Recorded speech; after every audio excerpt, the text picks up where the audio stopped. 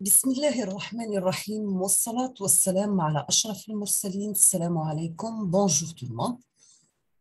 في la vidéo هذه راح نبريزونتي لكم série TD numéro 1 avec solution في الموديول canaux de transmission destiné pour les masters 1 télécommunications كانت l'année universitaire 2021-2022.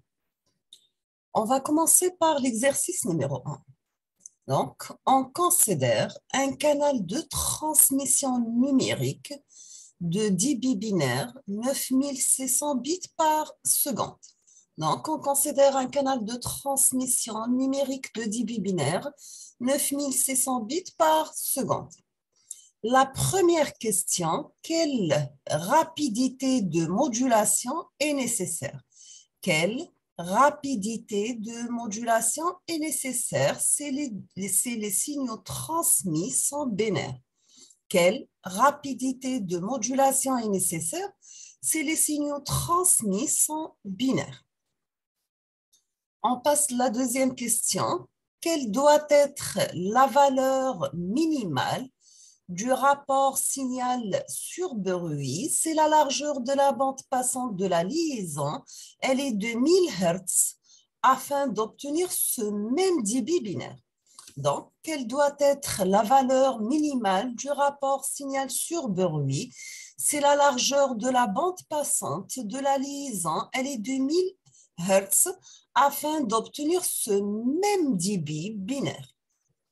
Troisième question, quelle serait la réponse aux précédentes questions si le signal était quadrivalent au lieu de bivalent?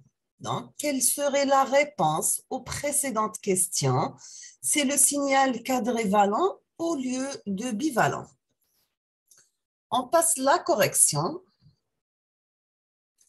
Nous avons un canal de transmission numérique de débit binaire 9600 bits par seconde. La première question était quelle rapidité de modulation est nécessaire? C'est les signaux transmis sont binaires. Nous avons que les signaux transmis sont binaires, ce qui indique que la rapidité de modulation égale au débit binaire. Donc, on aura la rapidité de modulation nécessaire, c'est les signaux transmis sont binaires, est égale à 9600 bits par seconde. Donc, les signaux transmis sont binaires. La rapidité de modulation égale au débit binaire égale à 9600 bits par seconde. Deuxième question, quelle doit être la valeur minimale du rapport signal sur bruit? C'est la largeur de la bande passante de la liaison, elle est de 1000 Hz afin d'obtenir ce même débit binaire.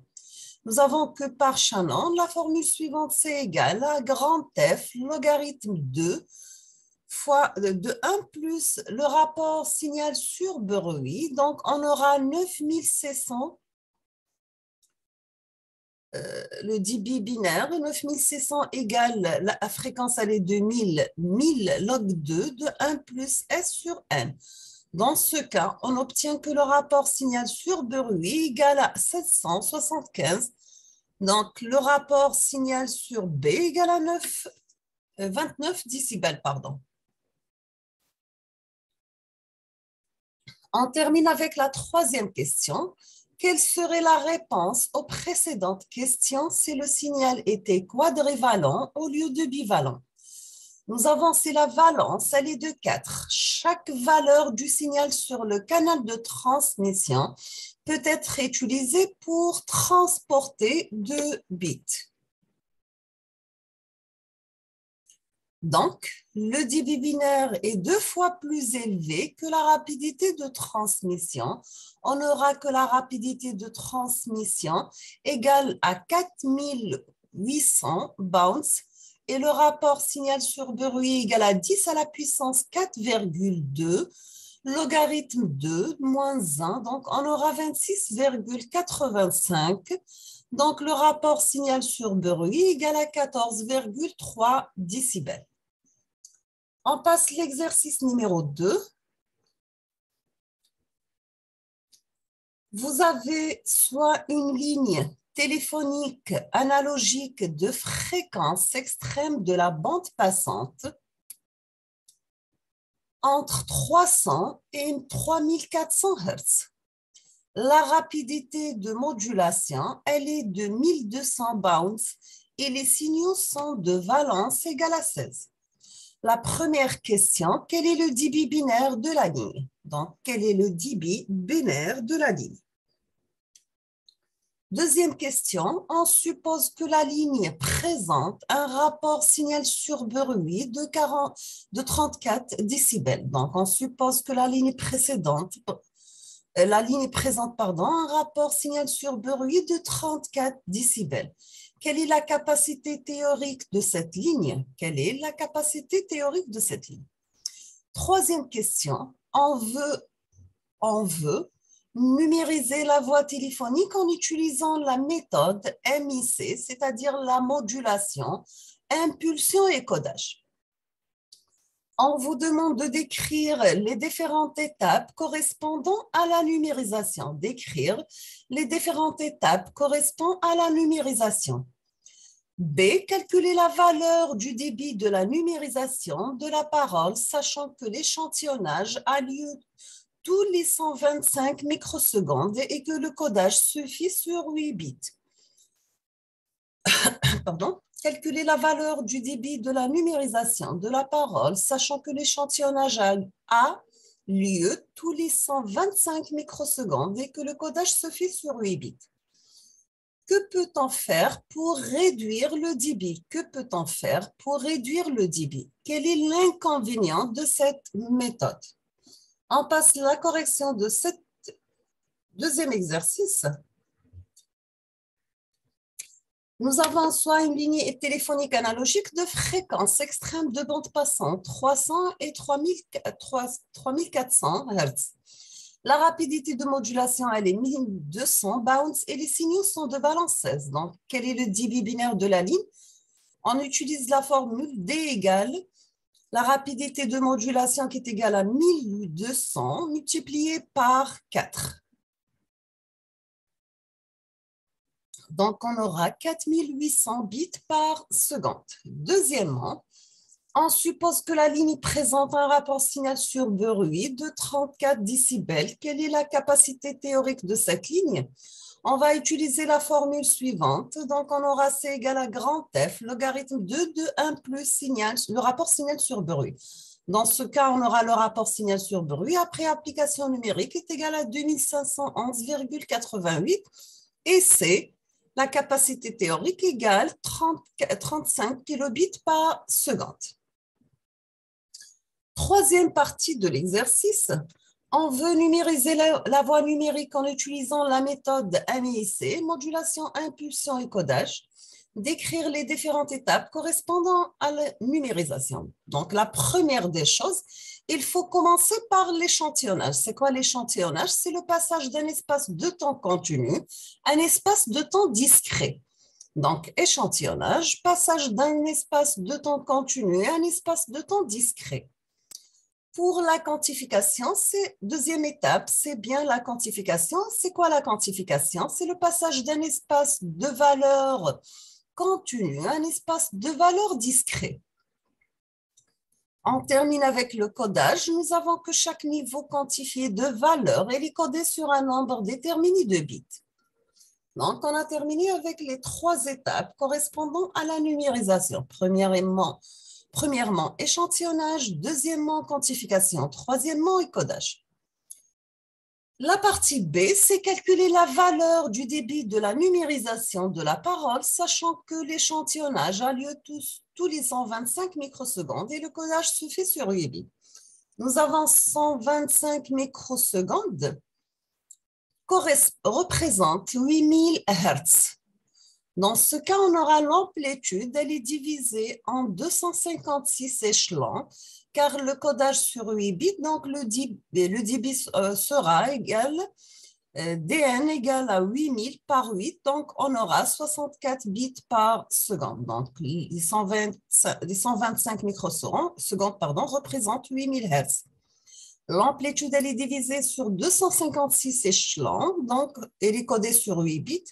La formule utilisée pour le débit égale à 8000 multiplié par 8, parce que le codage est sur 8 bits, donc on aura 64 kilobits par seconde. C'est la valeur du débit de la numérisation de la parole.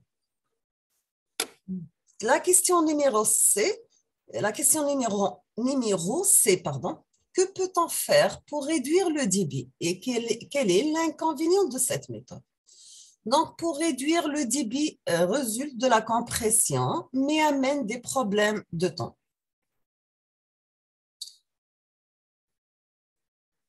Donc, pour réduire le débit, on va utiliser la compression, mais l'inconvénient de la compression, on aura des problèmes au niveau du temps. On passe l'exercice numéro 3. Donc, soit un support de transmission caractérisé par ses fréquences extrêmes de 60 et 108 kHz et par un rapport signal sur bruit de 37 décibels. Soit un support de transmission caractérisé par ses fréquences extrêmes de 60 et 108 kHz et par un rapport signal sur bruit de 37 décibels. La première question, quel est le débit binaire théorique maximal de cette ligne? Quel est le débit binaire théorique maximal de cette ligne? Deuxièmement, que devient ce résultat? C'est le rapport signal sur bruit vaut 40 décibels. On passe toujours à la correction.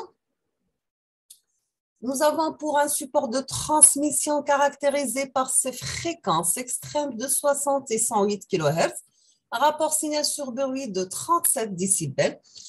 La question, c'était quel est le débit binaire théorique maximal de cette ligne? On aura grand F égal à 48 000 Hz. Donc, D égale à 48 000 multiplié par log 2 du rapport signal sur bruit 1 plus le rapport signal sur bruit est égal à 5012,87. À la fin, on aura D égale 589 988,49 bits par seconde. Deuxième question, que devient ce résultat? C'est le rapport signal sur bruit vaut 40 décibels. Donc, on aura D égale 637 817,12 bits par seconde. On passe l'exercice numéro 4. Vous avez soit P, la probabilité d'erreur d'un bit sur une ligne de transmission, soit P, la probabilité d'erreur d'un bit sur une ligne de transmission. On vous demande de calculer la probabilité de trouver une erreur sur une trame de 1000 bits. Si vous avez P, premier cas, P égale à 10 à la puissance 3. Deuxième cas, P égale à 10 à la puissance moins 4. Troisième cas, c'est P égale à 10 à la puissance moins 5. On passe la correction.